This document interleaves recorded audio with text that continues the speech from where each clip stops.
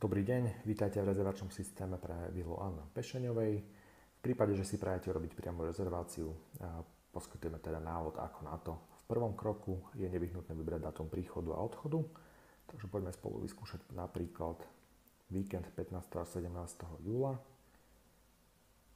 Nakoľko necestujeme sami, ale s rodinnými priateľmi, vieme si takisto okrem izby číslo 1 pre 3 dospelé osoby pridať aj ďalšiu izbu číslo 2, kde cestujú povedzme dve dospelé osoby s jedným dieťaťom vo veku 6 rokov.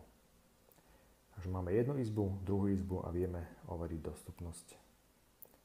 Po kliknutí na overiť dostupnosť máme k dispozícii popis izieb.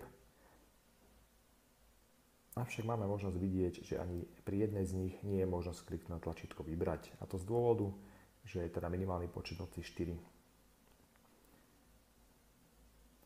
Bohužiaľ tým pádom na kratší pobyt sa prísť nedá, nakoľko sme však flexibilní a chceme sa vo vile Anna ubytovať.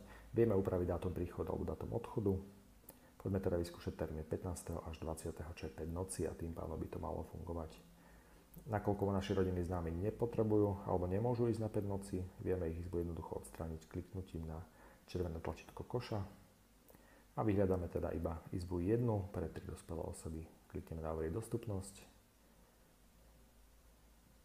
Vyberieme si to najvhodnejšie, čo vyhovuje našim predstavám, napríklad apartman číslo 5. Po kliknutí na tlačítko I máme možnosť vidieť storno podmienky, ktoré sa vzťahujú k tejto rezervácii, tie nám vyhovujú, takže vieme apartman číslo 5 vybrať.